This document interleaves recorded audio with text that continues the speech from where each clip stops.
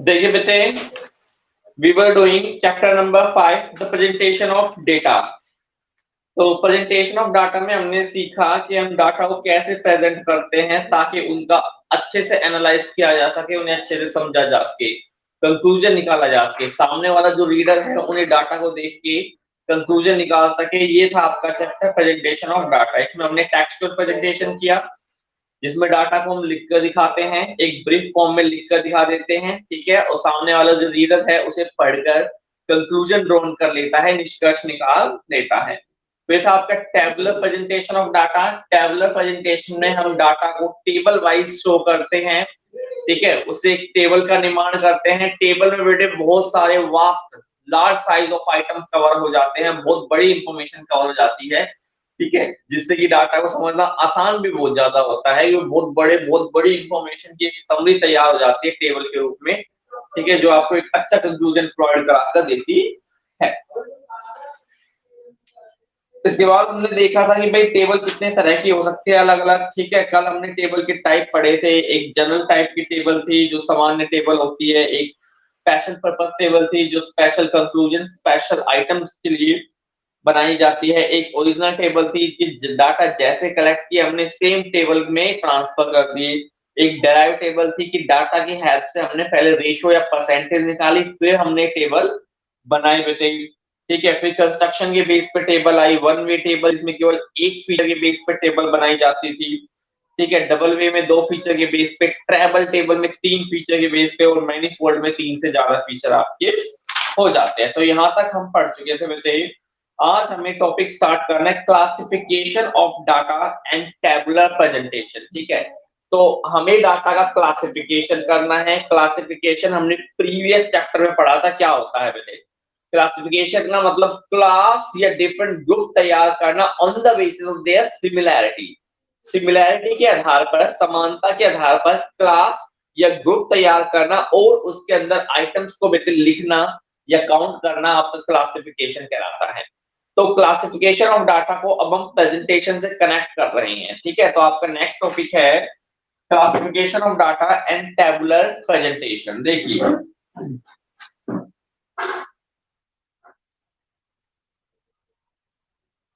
Classification of data and tabular presentation।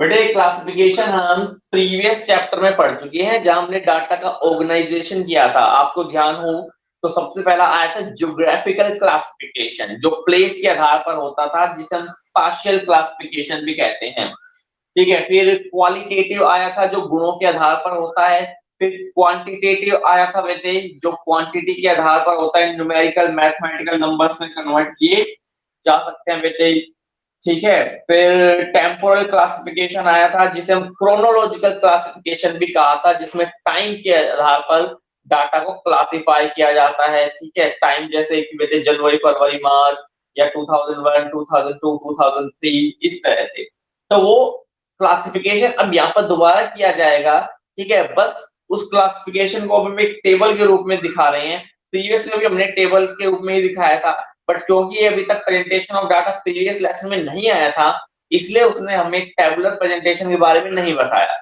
But इस lesson में presentation आ चुकी है, तो इसीलिए वो क्लासिफिकेशन को प्रेजेंटेशन से कनेक्ट करके आपको बता रहे हैं। तो देखिए, classification of data and tabular presentation. तो पहला आ रहा है क्वालिटेटिव। क्वालिटेटिव यानी कि गुणों के आधार पर, क्वालिटीज यानी गुण। तो qualitative classification of data, qualitative classification of data and their tabular presentation. तो बेटे क्वालिटेटिव क्लासिफिकेशन हम पढ़ेंगे, जिसमें गुणों के आधार पर हम डाटा को वर्गीकृत करेंगे, और साथ ही साथ उसका हम टेबुलर प्रेजेंटेशन भी शो करके दिखाएंगे। क्वालिटेटिव बेटे गुणों के आधार पर, क्वालिटीज कुछ भी हो सकती है बेटे, रिच या पुअर क्वालिटी है, ठीक है। ओबीसी क्लास, जनरल क्लास, ये क्वालिटी है, ठीक है। व्हाइट एंड ब्लैक, ये क्वालिटी आपकी होती है। तो अलग अलग क्वालिटी है, उसके आधार पर हम डाटा को बांटेंगे।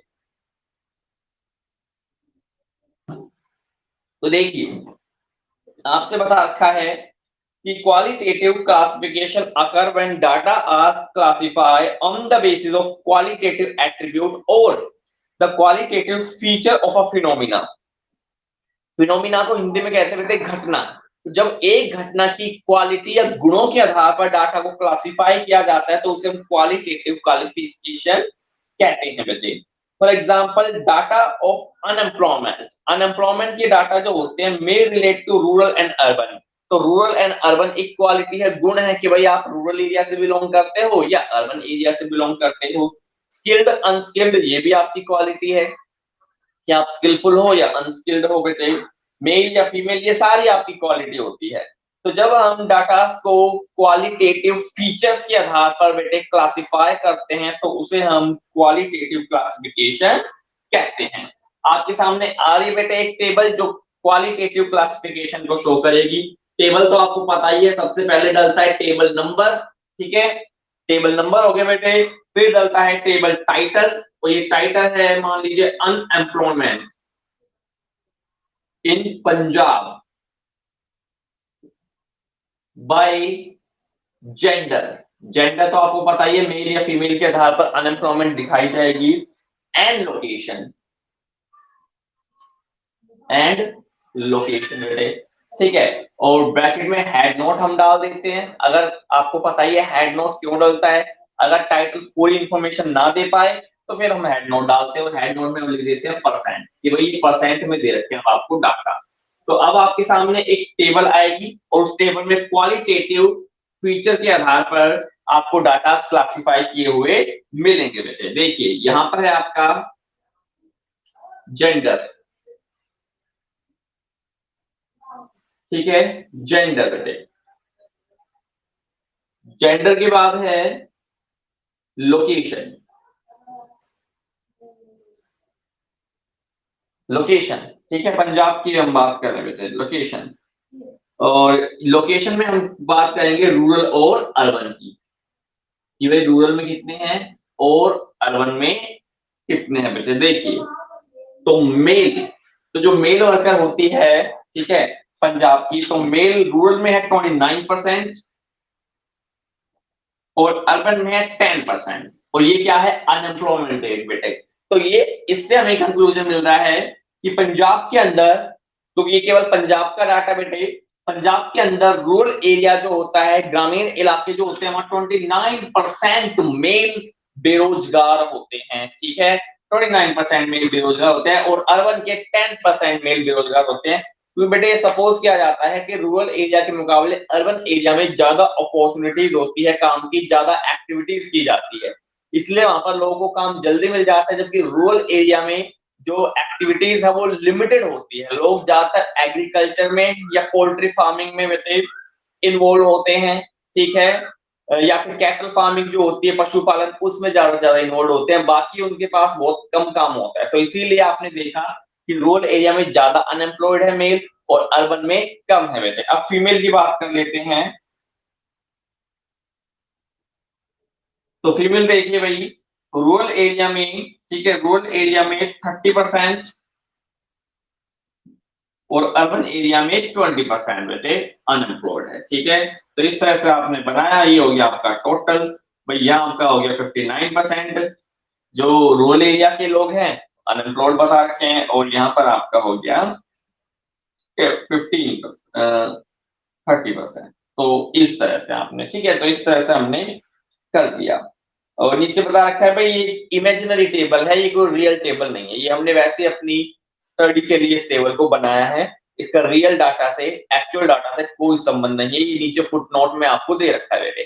तो फुटनोट में तो आपको पता ही है एक्स्ट्रा इन्फॉर्मेशन दी जाती है ताकि जो रीडर है, ठीक है, उसे क्लैरिफाई हो सके, उसे पूरी इंफॉर्मेशन का, जेन्युइन इंफॉर्मेशन का पता लग सके। तो ये एक इमेजिनरी टेबल है बेटे।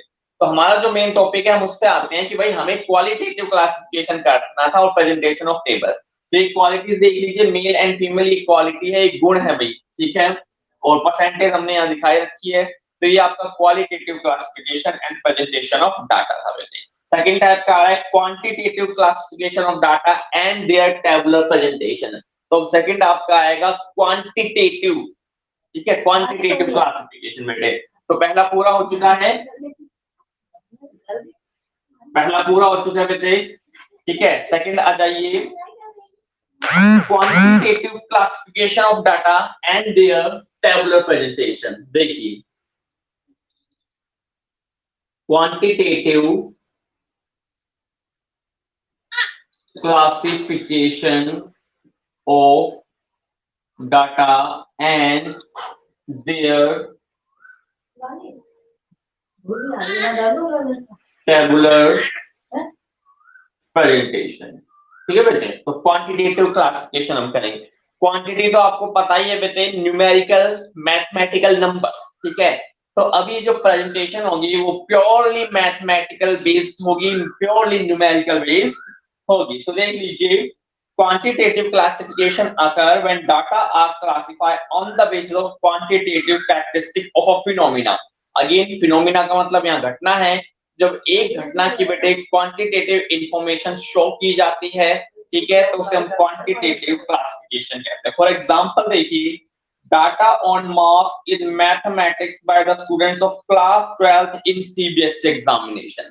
तो प्लस टू क्लास में मैथमेटिक्स में जितने भी मार्क्स स्कोर किए हैं सारे के सारे बच्चों ने, वो आपका क्वांटिटेटिव, ठीक है, वो आपका क्वांटिटेटिव क्लासिफिकेशन कहलाएगा, मैथमेटिकल क्लासिफिकेशन एक तरह से कहलाएगा, ठीक है। तो अब आपके सामने आ रही है एक टेबल जो क्वांटिटेटिव क्लासिफिकेशन को शो करेगी बेटे, ठीक है, क्वांटिटेटिव क्लासिफिकेशन को शो करेगी। देखिए, सबसे पहले यहाँ डालता है टेबल नंबर, तो बुक में टेबल 7 दे रखा है, तो टेबल 7 हमने डाल दिया बच्चे।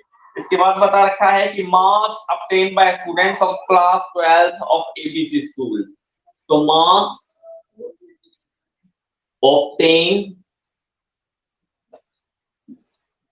Bye students of class 12th in XYZ school, ठीक है। तो ये आपको बता दिया कि कितने मार्क्स कितने बच्चों ने आपके लिए हैं बेटे। तो ये देखिए, प्योरली अब आपको एक क्वांटिटेटिव क्लासिफिकेशन देखने को मिलेगा, ठीक है। दो कॉलम हम बना देते हैं। पहले में मैं लिख देता हूं मार्क्स, और मार्क्स के बाद उसका आता है फ्रीक्वेंसी, ठीक है। तो मार्क्स देखिए 20 से 30, 20 to 30 कितने स्टूडेंट्स ने लिए हैं?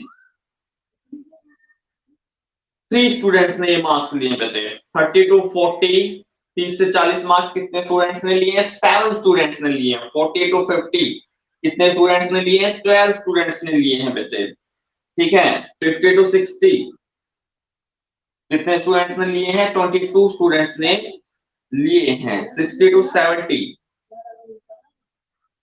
60 to 70 32 स्टूडेंट्स ने लिए हैं, ठीक है। 70 to 80, 70 से 80 मार्क्स जो हैं वो 36 स्टूडेंट्स ने लिए हैं बेटे, ठीक है। और 80 to 90 ये लिए हैं आपके 9 स्टूडेंट्स ने, और जो लास्ट बेटे 90 to 100, 90 से 100 के बीच लिया है केवल एक बच्चे ने। तो ये जो क्लासिफिकेशन है आपका, ये प्योरली एक क्वांटिटेटिव क्लासिफिकेशन है। यहाँ केवल मैथमेटिकल नंबर्स, न्यूमेरिकल नंबर्स की बात की जा रही है बेटे, ठीक है। So here marks are quantifiable variable of data and are classified in terms of different class interval। तो मार्क्स बेटे क्वांटिफाइबल डाटा है और इन्हें हमने क्वांटिटी के बेस पर ट्रांसफर कर दिया बेटे। तो ये सेकंड टाइप का आपका क्लासिफिकेशन था जो कि कहलाया क्वांटिटेटिव क्लासिफिकेशन।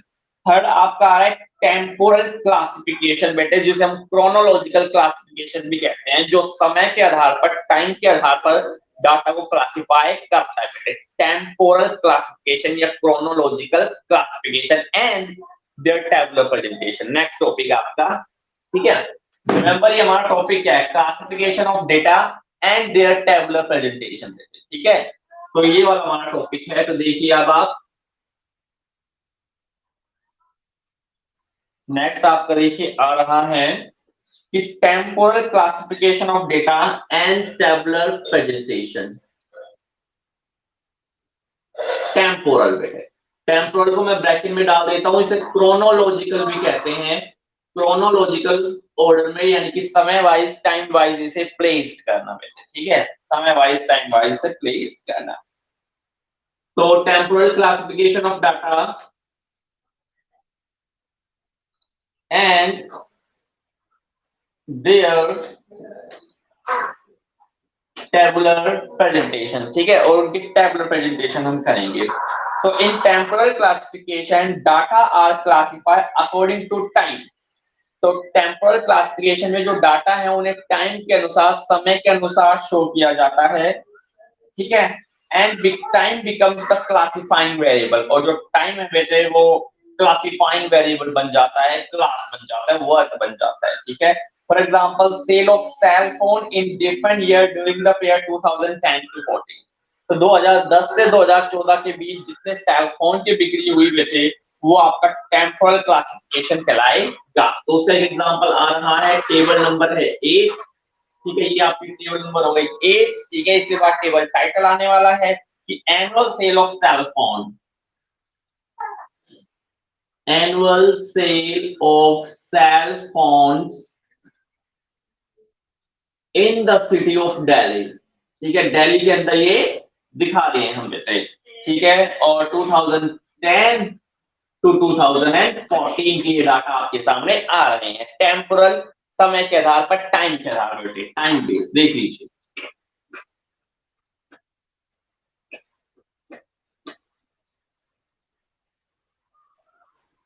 ठीक है, ये देखिए ईयर हो गया, फिर सेल हो गई,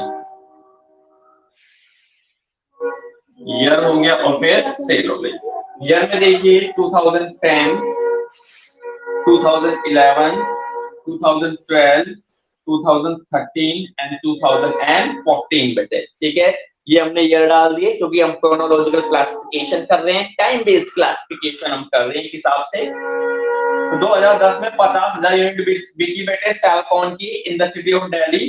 उसके बाद 70,000 यूनिट्स आपकी बिकी, यानी 17,000 स्मार्टफोन आपके बच गए इन the city of Delhi in the year 2011।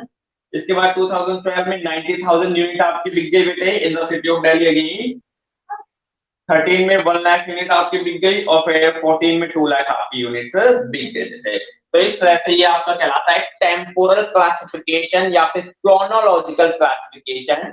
Time based classification बेटे ये है, समय के आधार पर हमने इनका क्लासिफिकेशन किया है, ठीक है। तो इसे हम क्या कहते हैं, टेम्पोरल क्लासिफिकेशन। आगे आ रहा है आपका स्पाशियल क्लासिफिकेशन, स्पाशियल यानी कि ज्योग्राफिकल, ठीक है, ज्योग्राफिकल क्लासिफिकेशन आपका आ रहा है, ठीक है, यानी कि प्लेस के आधार पर। ये था समय के आधार पर, अगला है प्लेस के आधार पर, ठीक है। तो इसे मैं मिटा देता हूं। तो फोर्थ क्लासिफिकेशन आपका आ रहा है geographical classification, the data are classified on the basis of that place.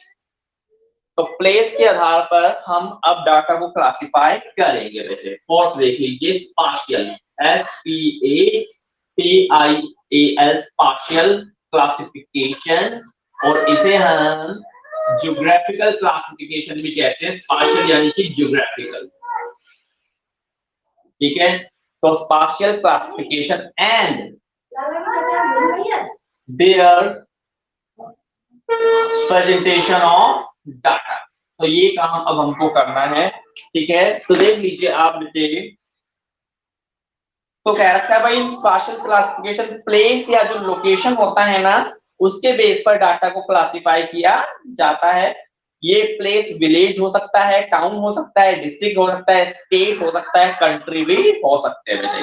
For example number of Indian students studying in different country. तो भाई भारत के कितने स्टूडेंट्स डिफरेंट डिफरेंट कंट्री में पढ़ते हैं, यूके, यूएस, जापान, रशिया, इन देशों में कितने स्टूडेंट्स पढ़ते हैं, ये बेटे एक ज्योग्राफिकल क्लासिफिकेशन या स्पाशियल क्लासिफिकेशन कहलाएगा। देख लीजिए, तो ये टेबल नंबर 9 है आपकी, this is the table number 9, ठीक है। इसके बाद है Indian students in different countries of the world. Table title आ रहा है Indian students in different countries in the world. और ये डाटा बेटे 2014 के।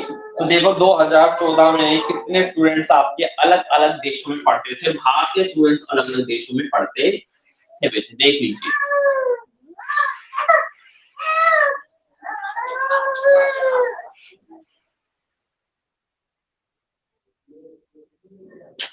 देख लीजिए, ठीक है। तो यहाँ पर है आपका कंट्री,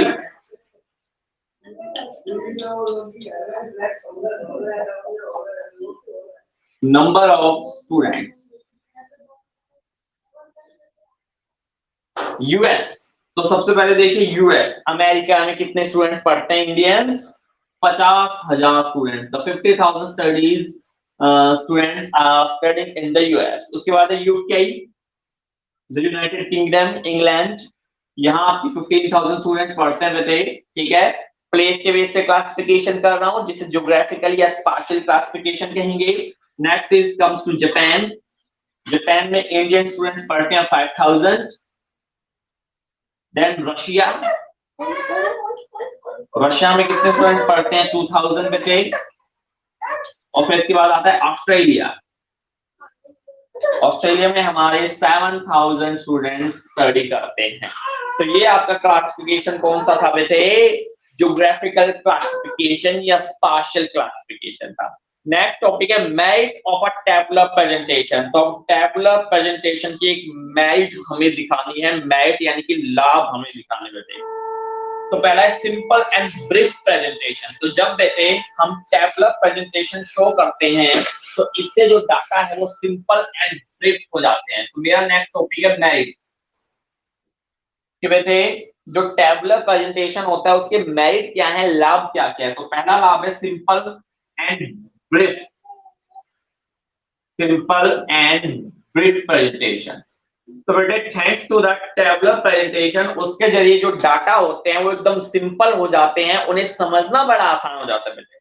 और आपको तो पता ही बहुत सारे डाटा को हम केवल एक टेबल के रूप में कन्वर्ट कर देते हैं, यानी कि वो हमें एक ब्रीफ समरी प्रोवाइड करा कर देते हैं, एक संक्षिप्त विवरण दे देते हैं इतनी लार्ज साइज ऑफ इंफॉर्मेशन का बेटे। तो सिंपल सी बात है, जो टैबुलर प्रेजेंटेशन है वो आपको सिंपल और ब्रीफ प्रेजेंटेशन प्रोवाइड करा कर देता है। पढ़ के देख लेते हैं कि tabular presentation is perhaps the most simplest form of the data presentation। कि भाई tabular presentation सबसे ज्यादा सिंपल फॉर्म होती है डाटा को प्रेजेंट करने की।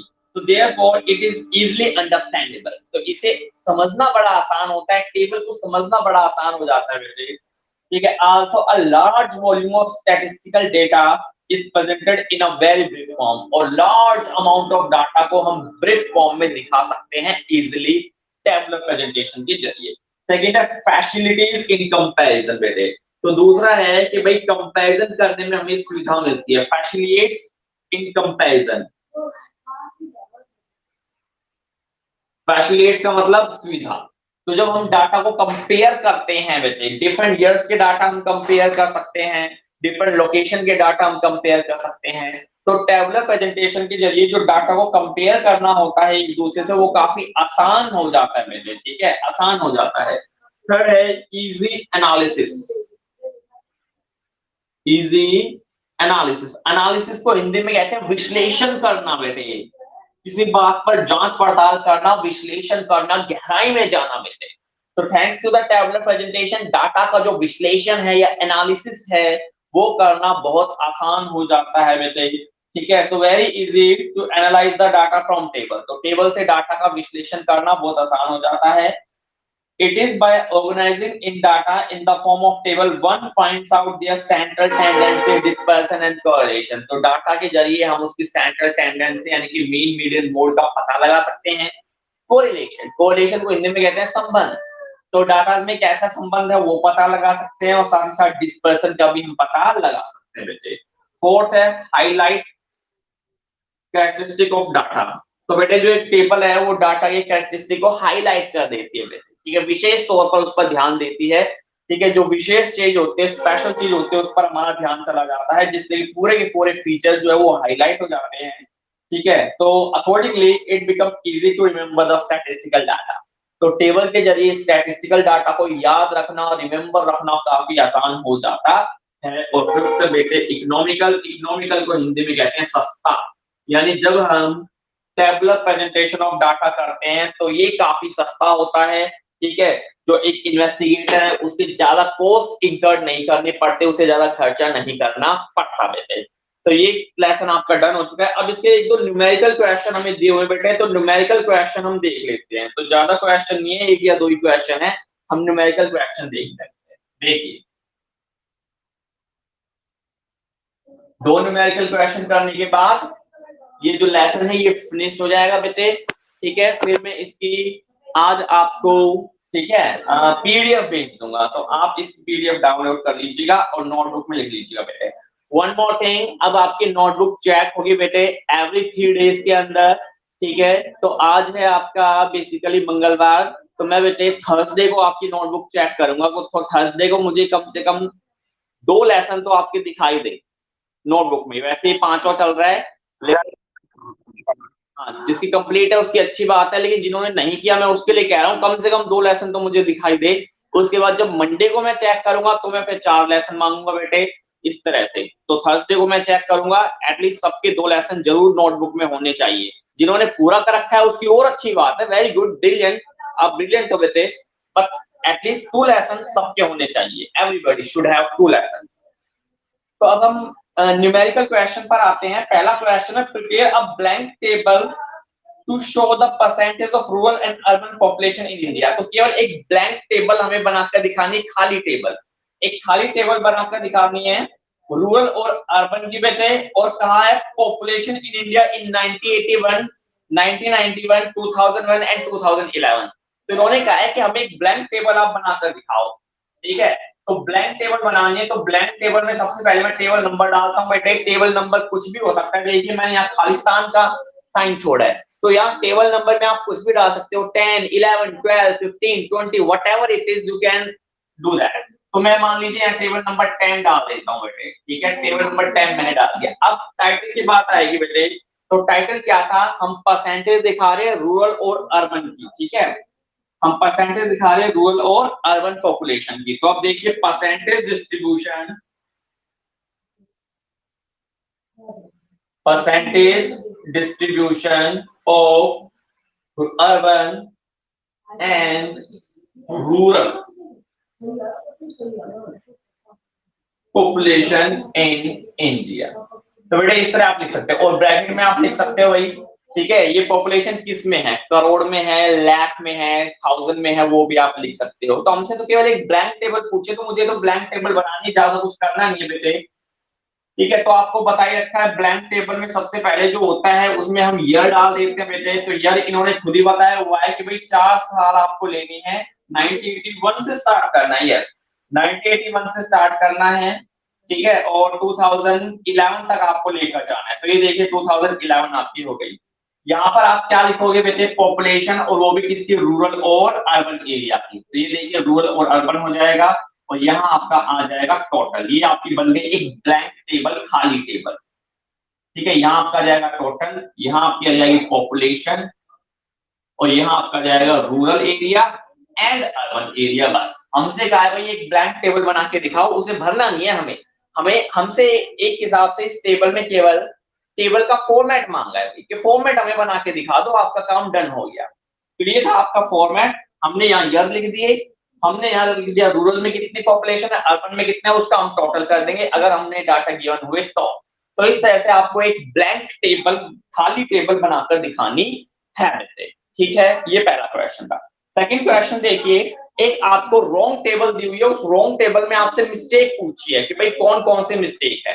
क्योंकि जब हमने गाइडलाइंस ऑफ ए टेबल तैयार की थी, गाइडलाइंस पढ़ी थी, उसमें काफी चीज हमें बताई थी कि भाई टेबल की हेडिंग होनी चाहिए, फुटनोट डाला होना चाहिए, सोर्स डले होने चाहिए, ठीक है, एकदम सही तरीके से उसकी बेटे नंबरिंग हो, सही तरीके से रो, सही तरीके से कॉलम, सब चीजें होनी चाहिए। तो अब आपको एक इन्होंने रॉन्ग टेबल दी हुई है और आपसे पूछा गया है कमियां बताइए भाई इस टेबल में। तो मैं यहाँ आपको रॉन्ग टेबल बना देता हूँ बेटे, ठीक है, आपको दिखाई दे तो अच्छी बात है। तो देखिए point out the mistake, question को पढ़ देता हूँ, point out the mistake in the following table and rearrange.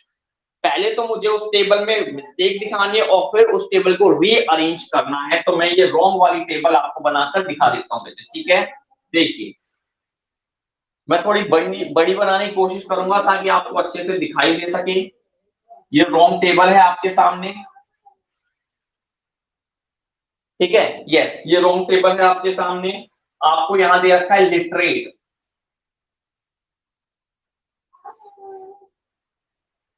यहां दे रखा है लिटरेट, लिटरेट यानी कि पढ़ा लिखा या अनपढ़। तो लिटरेट में यहां दे दिया मेल और फीमेल बेटे, और यहां आपको दे दिया, देखिए लेस देन 20, फिर 20 टू 30, 30 टू 40, और फिर है बेटे 40 एंड अबाउट। तो अब ये केवल इसने चीज आपको दे रखी है और कह रही है भाई इसमें मिस्टेक दिखाई, तो इसमें तो बेटे हजारों मिस्टेक आपको दिखाई दे रखी है। सबसे पहले तो इन्होंने रो और कॉलम ही ठीक ढंग से नहीं रखी, क्योंकि जो ये लेस देन 20 लेस देन 30 ये तो हमेशा बेटे हम इस तरह से वर्टिकल वे में कॉलम के वे में लिखते हैं, रो के वे में कभी आते ही नहीं है। तो पहली मिस्टेक तो आपको यही दिखाई देगी। तो अब आपको मिस्टेक छांटनी है, मैं धीरे धीरे मिस्टेक छांटता हूं बेटे।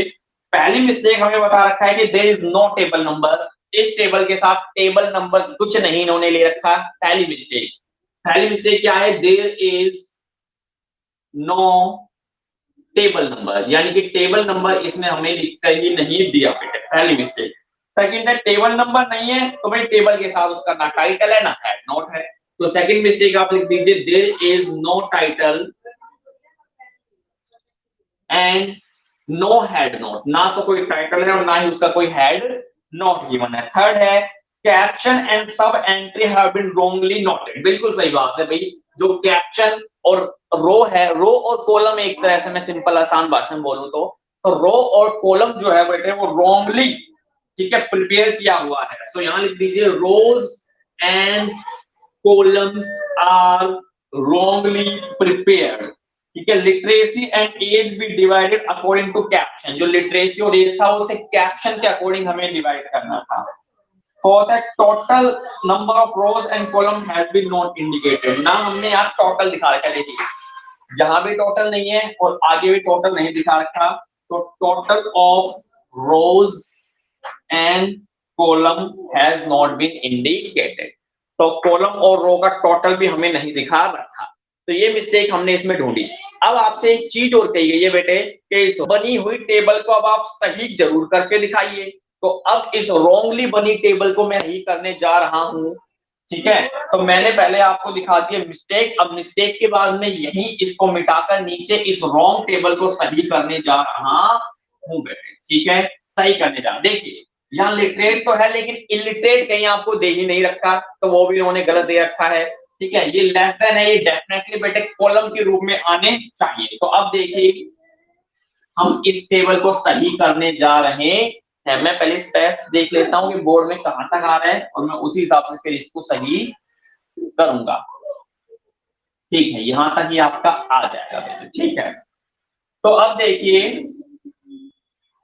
ये थी आपकी एज बेसिकली कि लेस देन 20, 20 से 30, 30 से 40, 40 एंड अबाउट, ठीक है। तो ये आपको एज दे रखे हुए थे, तो एज को हम हमेशा कॉलम के रूप में लिखते हैं। तो यहां मैं लिख देता हूं पहले इसकी एज, ठीक है, एज।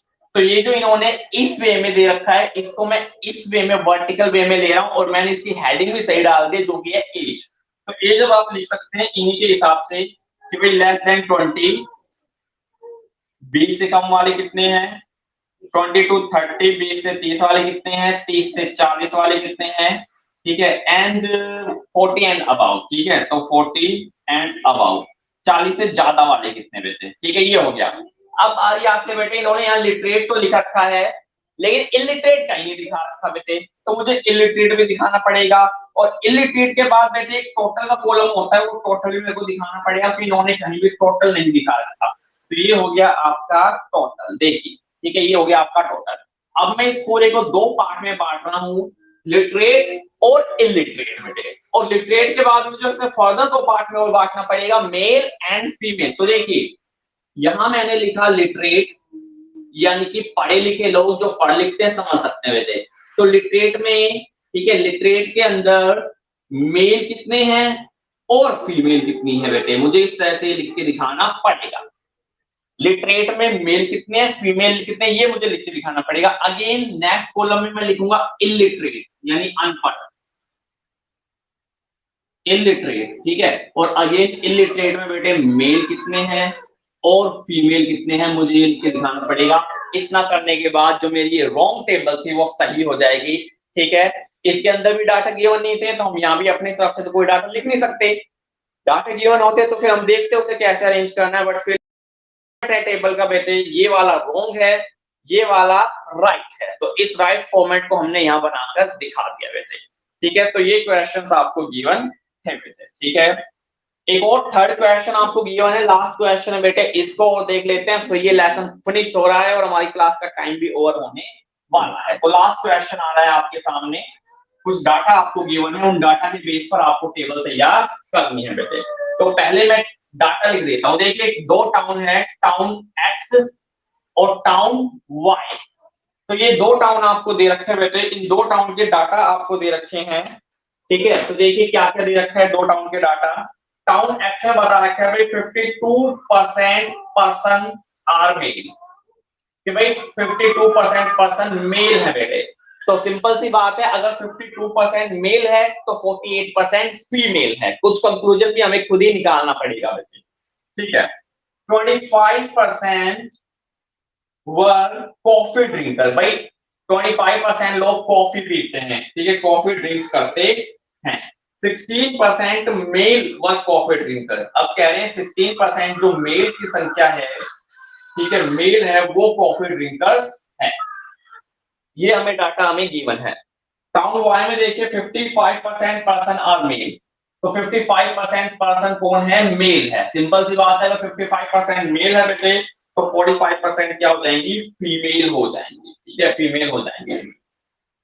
फिर है 28% वर्क कॉफी ड्रिंकर, भाई 28% कॉफी ड्रिंक करने वाले हैं, और 80% वर्क मेल कॉफी ड्रिंकर है। 80% मेल जो है वो कॉफी ड्रिंकर्स हैं।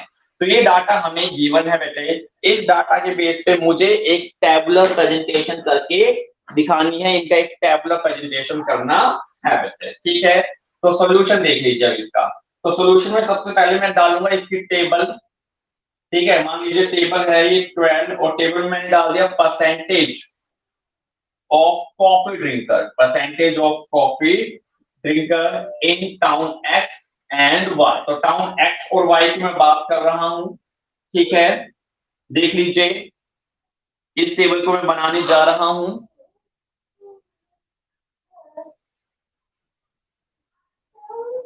Okay, enough. तो इस तरह से मैं बनाने जा रहा हूं टेबल को बेटे। ठीक है, सबसे पहले मैं डालूंगा। ठीक है, आप देखिए यहां इससे आपको पता क्या चल रहा है बेटे, कुछ हमने कहा गया कॉफी ड्रिंकर और कुछ है नॉन कॉफी ड्रिंकर। तो कितने लोग कॉफी पीते हैं और कितने लोग कॉफी नहीं पीते, ये आपसे पूछा गया है बेटे। ठीक है, तो सबसे पहले इसको हम दो पार्ट में बांट लेते हैं, town X and town Y. दो देखिए, टाउन एक्स हो गया और टाउन वाई हो गया, तो इसे हम दो पार्ट में डालेंगे, town X and town Y. आपको ये पता लग गया। अब मेरे को ऐसा लगता है कि भाई टाउन एक्स को भी हमें दो पार्ट में बांटना पड़ेगा, क्योंकि यहाँ पर मेल की बात हो रही है और फीमेल की बात हो रही है। ठीक है, तो मैं देखिए यहां बांट देता हूं कि भाई ये तो हो गए आपके मेल, ये हो गए आपके फीमेल, और ये हो गया आपका टोटल। तो टाउन एक्स में मेल, फीमेल और आपका आ गया टोटल में। अगेन टाउन वाई में सेम सिमिलर, मेल, फीमेल और फिर आ गया आपका टोटल में से। ठीक है, और यहां जो एट्रीब्यूट आएगा वो आएगा कॉफी ड्रिंकर, कि भाई कितने लोग कॉफी पीते हैं, ड्रिंक करते हैं, एंड नॉन कॉफी ड्रिंकर, और कितने लोग कॉफी ड्रिंक नहीं करते, नॉन कॉफी ड्रिंकर्स बेटे। और नीचे आ जाएगा आपका टोटल। ठीक है, नीचे हमारा आएगा टोटल की हेडिंग। अब देखिए टाउन एक्स की बात करते बेटे, टाउन एक्स के ये सारे डाटा आपको गिवन है। ये वाली जो फिगर्स आपको गिवन है, आई होप आपको दिख रहा होगा क्या गिवन है। ठीक है, नहीं दिख रहा तो मैं एक बार फिर से पढ़ देता हूँ। 52% पर्सन आर मेल, यानी 52% पर्सन मेल है। कितने हैं टाउन एक्स के अंदर, 52% पर्सन मेल है। ठीक है, तो ये रहे देखिए मेल। तो मेल टाउन एक्स में मेल मुझे बता रखा है 52% है बेटे, तो मेल के नीचे मैं टोटल लिख दूंगा 52%।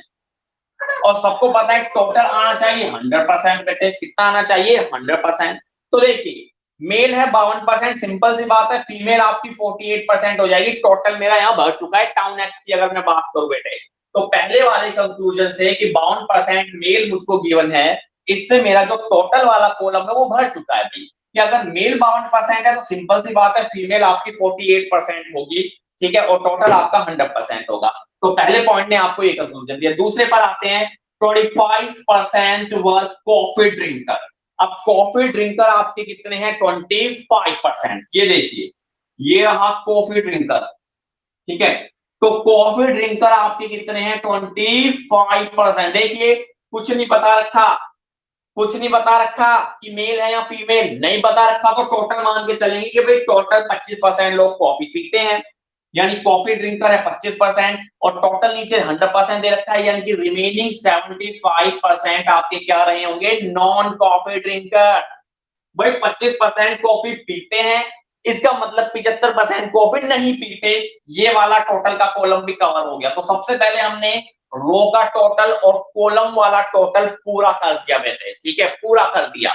जैसे ही पूरा हुआ, नेक्स्ट इंफॉर्मेशन हो गिवन है कि 16% मेल वर कॉफी ड्रिंकर, कि जो मेल है बेटे उनकी संख्या है 16%, और जैसे मैं यहाँ 16% लिखूंगा, बाकी वैल्यूज मेरे पास आसानी से आ जाएगी, ठीक है। कैसे, देखिए 16% मेल है जो कॉफी पीते हैं, टोटल था 52% लोग जो कॉफी पीते हैं, तो भाई 52 में से 16% तो मेल थे, यानी कि बाकी कितने रह गए, 36% जो कॉफी पीते ही नहीं है, ठीक है। तो मेल है 16% जो पीते हैं, 36% पीते ही नहीं है, इसीलिए टोटल मेल की संख्या थी 52%। इधर भी देख लीजिए, ठीक है, कॉफी ड्रिंक का टोटल है 25, उन 25% में से 16% है मेल, तो 25 में से 16 घटाए कितने बचे, 9%, तो 9% है फीमेल। देखिए नीचे 48 दे रखा है बेटे, तो 48 में से 9 गए, कितने बचते हैं, 39 बचते हैं, ठीक है। एक्स की परसेंटेज हो चुकी है पूरी, एक्स टाउन पूरा हो चुका है बेटे। वाई टाउन पर आ जाओ, सिमिलर इंफॉर्मेशन है, कोई दिक्कत नहीं है, आपको आसानी से लिखना है। 55% वर मेल, पहली बात है 55% है मेल, तो बेटे टाउन वाई में मेल, ये रहा मेल और ये रहा फीमेल, तो मेल के नीचे टोटल वाले कॉलम में आप लिख दोगे 55%, ठीक है, 55%। सबको पता है कि जो टोटल है वो 100% होना चाहिए, कितना होना चाहिए, 100%। तो भाई 100 में से 55% आपने क्या था, मेल था, तो बाकी जो बची वो क्या रही होंगी, फीमेल, यानी कि बाकी 45% है फीमेल। अगेन मैंने ये टोटल वाला कॉलम पूरा किया है, अब मैं फिर से उधर का टोटल पूरा करने जा रहा हूं। देखिए 28% वर कॉफी ड्रिंकर, आपसे कह दिया टाउन वाई में 28% लोग कॉफी पीते हैं, भाई 28% ही पीते हैं, इसका मतलब बाकी 72% नहीं पीते होंगे, रिमेनिंग 70 ड्रिंक कॉफी। इसके बाद लास्ट है 18% male were the coffee drinker.